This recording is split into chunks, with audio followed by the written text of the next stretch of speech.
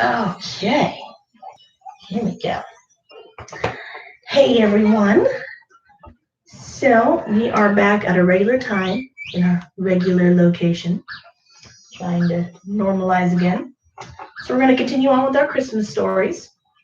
And yesterday we finished um, our other section, which was magical moments, and we'll be getting into Winter Wonderland tonight.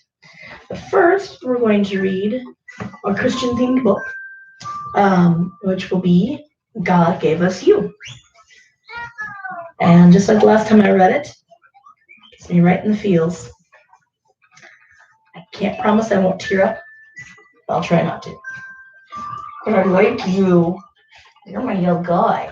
Yeah. Okay, ready?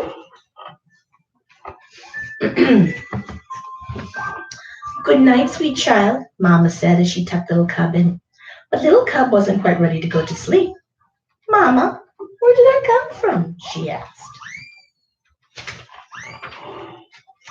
From God, her mother answered. Your papa and I were alone, and we wanted a baby. And you got me? Little Cub asked, her voice muffled from under the covers. Yes, my special child. God gave us you. He gave us you. When we found out you were growing inside me, we were so happy. Even the angels were celebrating for us. Because of me? Asked little Cub. Yes, my darling child. Because God gave us you.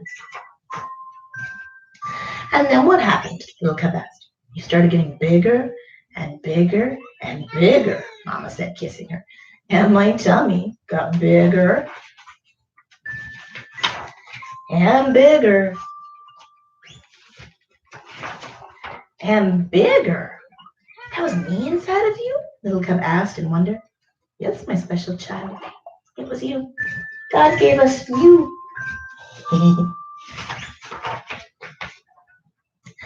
Your papa talked to you and sang to you. He wanted you to be born knowing his voice. Why? Little Cub asked. Because he was excited. He was going to be a papa. Because God gave us you. Really? Oh boy, what's happening here? We went to the doctor and heard your heartbeat, she said. He cried happy tears then. Why? Little Cub asked. Why was Little Cub's favorite question? Because God had given us you, said Mama said. Every night I prayed for you, my special child. I prayed that your bones would be straight and your heart would be strong. But most of all, I prayed that someday you would love God. I love God, Little Cub said proudly. I know, said Mama. I do too. And then I came, Little Cub asked. Not yet, Mama answered. I had to wait and wait and wait, she said. It seemed like forever. We got your nursery ready, and I made up your crib. I even turned down your sheet so I could slip you right under the covers. But still, no baby. I did that too. Yep. I had everything ready to go. Even had a onesie picked out for you to come home in. Did you wonder if God would ever give me to you? Little Cub asked. On the outside, I mean. I wondered, but I knew you would come soon. I don't want to touch your junk. And then what happened? I felt something different. You wanted out. I did. Little Cub asked. How did you know? God gives Mama very special signals. We raced to the hospital. Yeah, they hurt. So then I was born? Little Cub asked. Yes, Mama giggled. And my, how you screamed and yelled. As much as we loved meeting you for the first time, you missed being in my warm and cozy tummy. You didn't like being out in the cold. Mama lowered her voice. And then we took you home, and it was just us, our family. We stared and stared, wondering at the miracle of incredible you. Because why? Because God had given us you. You weirdo, why are you pulling your eye? You know, if you'd let me get to sleep in the morning, you wouldn't have this issue at night. Mama, I was wondering, did you ever want a different baby? One like Samuel the seal or Frederica the fox? Never, Mama said. Never, ever, ever. Your papa and I wouldn't trade you for the world. Why? Little Cub asked. Why? Because God gave us you. What are you listening to here? Little Cub closed her eyes, said her prayers, and heard Mama whisper, Good night. She felt safe and happy because God had given her, little her, to Mama and Papa, and they wouldn't trade her for the world because God gave us you, Mama had said. Because God gave us you. What is this?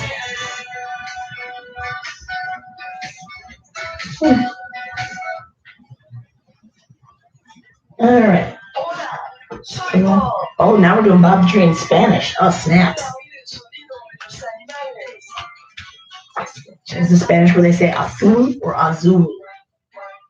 Which country are we getting it from? All right. Christmas Under the Snow. An extract from Christie's Queer Christmas by Oliver Thorne Miller. Willie and his family live on the prairies. It was just before Christmas, and Mr. Barnes was starting for the nearest village. Don't forget the Christmas dinner, Papa, said Willie. Especially the chickens for the pie, put in Nora. And the waisins, piped up little Tot. I hate to have you go, George, said Mrs. Barnes anxiously. It looks to me like a storm. If there's a bad storm, stay in the village till it is over. We can get along alone for a few days, can't we, Willie? Oh, yes, Papa. I can take care of Mama, said Willie. Well, Willie, I depend on you to take care of Mama and to get a Christmas dinner if I don't get back, were Papa's last words as the faithful old horse started. Mrs. Barnes looked to where a low, heavy bank of clouds was slowly rising and went into the snug little log cabin. What do you want me to do here? What are we doing? Willie, she said, I'm sure there's going to be a storm. You had better prepare enough wood for 2 or 3 days. I wish the village was not so far off, said Willie, as he came in with his last load. Mrs. Barnes glanced out of the window. Broad, scattering snowflakes were silently falling. So do I, she replied anxiously, for the papa did not have to come over that dreadful prairie. Supper was soon eaten and cleared away, fire carefully covered up, and the whole little family quietly in bed. Then the storm came down upon them in earnest. The bleak wind howled. The white flakes came with it in millions and millions and hurled themselves upon that house.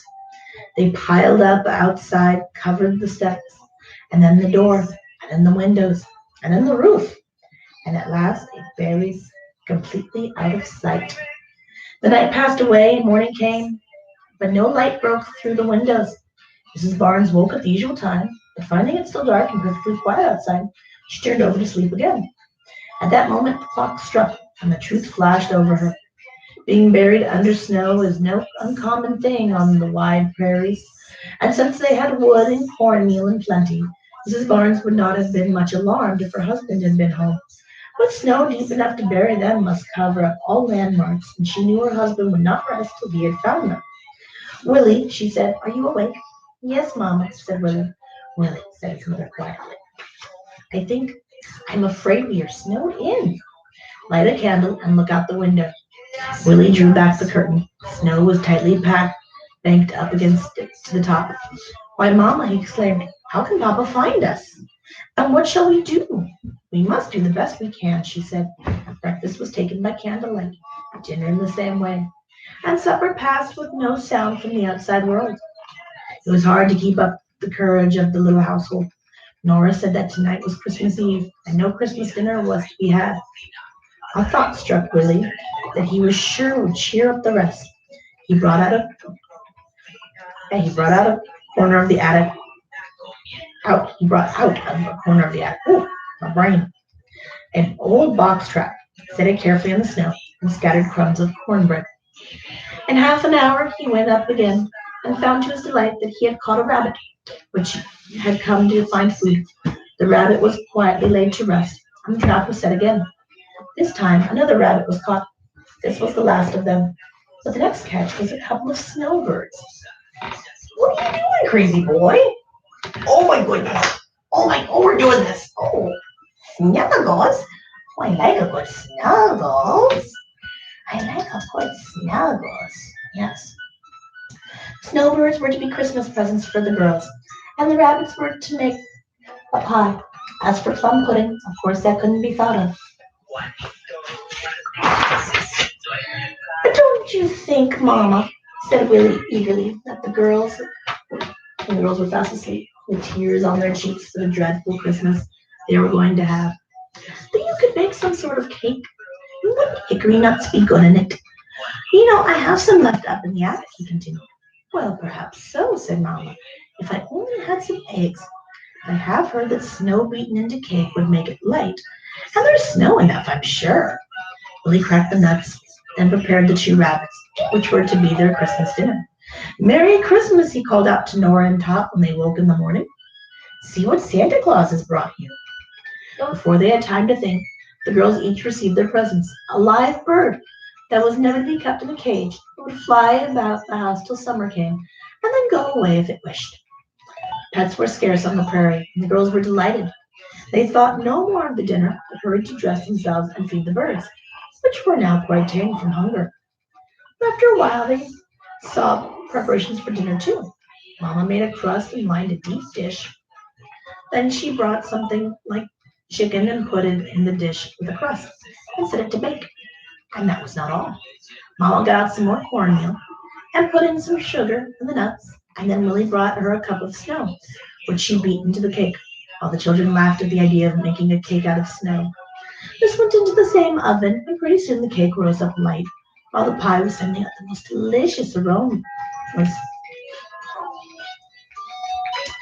At the last minute, when the table was set and everything was ready, Willie ran to look out of the attic skylight. In a moment, there came a wild shout down the ladder. It's Papa! Willie, a voice called back over the snow. Is all well? All well, shouted Willie. I'm just going to have our Christmas dinner. Dinner? Echoed Papa. Where is the house then? Oh, down here, called Willie, under the snow. Well, my son, said Papa once he had climbed into the house, you did take care of Mamma and get a dinner out of nothing, which I am sure is delicious. So it proved to be, even the snow pudding, which was voted very nice. When they had finished, Mr. Barnes added his Christmas presents to Willie's, but nothing was quite so nice in their eyes as the two live birds. After dinner, Papa and Willie dug out passages through the snow. Then Willie made tunnels in the rooms under the snow. And for 2 weeks, while the snow lasted, Nora and Tot had fine times in the little snow playhouses. Jimmy Boy's Snowman by John Kendrick Banks. Snow had been falling fast for almost 48 hours, and Jimmy Boy was almost crazy with delight. His father had made him a snowman with shoe buttons for eyes and a battered old hat on his head. After the snowman was finished, Jimmy Boy shouted in great glee for an hour or more, and then he ran up to his bedroom to rest. After a while, Jimmy Boy ran to the window to see if the snowman was all right, and he was much surprised to discover that he wasn't there at all. The snowman couldn't have melted. That was certain, for the air was colder than it had been when the snowman was put up. It's strange, thought Jimmy Boy. He was there 10 minutes ago. And then the doorbell rang, and Jimmy Boy went to the door and opened it. There was the snowman. Won't you come in? Asked Jimmy Boy. The snowman stared at Jimmy Boy and then said, Indeed, I'll enter not that door. I've tried it once or twice before. Didn't you like it? Jimmy Boy asked. Oh, yes, I liked it well enough, although it used me pretty rough. I lost a nose, a foot, and an ear. Last time I happened to come here. Do you always speak in rhyme? Asked Jimmy Boy in surprise. Always, except when I speak in prose, said the snowman. But say, won't you stand there with the door open, letting all the heat out into the world? If you want to talk to me, come outside. Very well, said Jimmy Boy. I'll come if you'll wait until I bundle up a little so as to keep warm.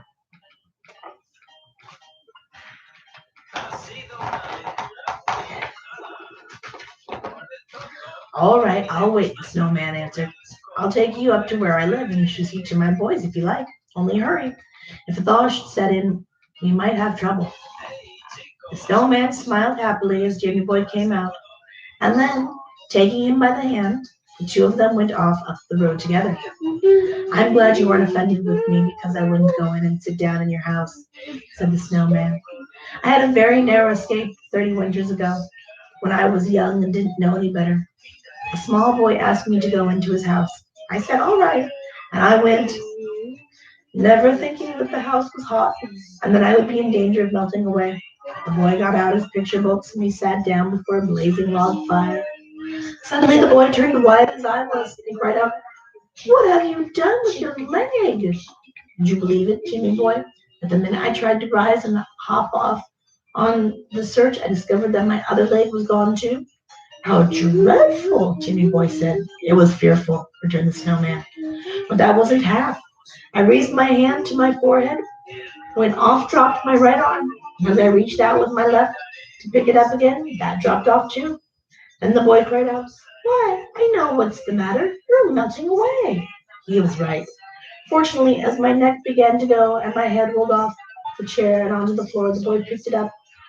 It was all that was left of me, and threw it out of the window. If it hadn't been for that, I should have met the horrid fate of my cousin the iceberg. What was that? Asked Jimmy Boy. Oh, he wanted to travel, said the snowman, so he floated off down to South America. I woke up one morning to find himself nothing but a tank full of the Gulf of Mexico. We never saw him again. Do you live near here? Asked Jimmy Boy as he trudged along at the snowman's side. When summer comes, I move up to the North Pole, replied the snowman. Jimmy Boy peered curiously along the road, at the far end of which he could see a huge mountain of snow. Do you live in that? He asked. Yes, the snowman replied. The house part of it is always as cold as ice, and it's cooled by a special kind of refrigerator I had put in, which consumes about half a ton of ice a week. Jimmy Boy laughed. It's a cold furnace, he said. Precisely, answered the snowman. Once in a while, my boys run in the sun and get warmed through, but I douse them up with ice water and cold cream, and they soon get chilled again. But come, shall we go in now? By this time, they had reached the side of the snowdrift, and Jimmy Boy was pleased to see a door at one side of it. This the snowman opened, and they entered together a marvelously beautiful garden, glistening with frosty flowers and snow-clad trees. At the end of the garden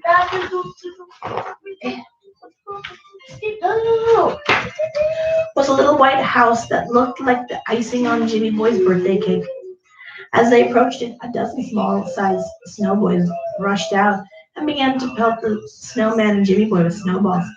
Hold on, boys, cried the snowman. I've brought a friend home to see you. The boys stopped at once, and Jimmy Boy was introduced to them. They showed him wondrous snow toys, among which were rocking horses, railway trains, and soldiers, all made of the same soft, fleecy substance from which the snowman and his children were constructed. What are you doing to my hair? When Jimmy Boy had played for a long time, and with these, they gave him caramels and cream cakes, also made of snow. After this, the boys invited him out to sled, and he went along with them. It took his breath away the first time he went down, but when he got used to it, he found the sport delightful. He was glad, however, when the boys from the little white house called to the children to return. Come in now, boys, Nick said. It is getting too warm for you to stay out. The snowman looked a little anxious, Jimmy Boy thought, but he supposed this was because the littlest snowboy had overheated himself at his play and had come in minus 2 fingers and an ear. It was not this, however, that bothered him, as Jimmy Boy found out in a few minutes. So the snowman simply restored the missing fingers and ear by making a new lot for the little fellow out of a handful of snow he got from the garden. Hey, you got the crazies. The real cause of his anxiety came out when the father of this popular family of snowboys called Jimmy Boy to one side. You must go home right away, he said. I'm sorry, but we have to. We have got to fly just as hard as we can, or we are lost. But, said Jimmy Boy, don't ask for reasons, returned the snowman, gathering his little snowboys together and rushing off with them. Just read that, and you'll see. Farewell. Jimmy Boy picked up the thing the snowman had told him to read. It was a newspaper. At the top was an announcement in huge letters. It says, Warm weather tonight. My snowman will move north at once. When Jimmy Boy saw this, he knew right away why he had been deserted. He walked to the front door and opened it. What do you suppose it opened into? It opened into Jimmy's bedroom. And when the door closed after him, lo and behold, it wasn't there. Nor was the snowman to be found the next morning. There wasn't even a sign of the shoe-button eyes or the battered hat, as there certainly would have been had he melted instead of run away.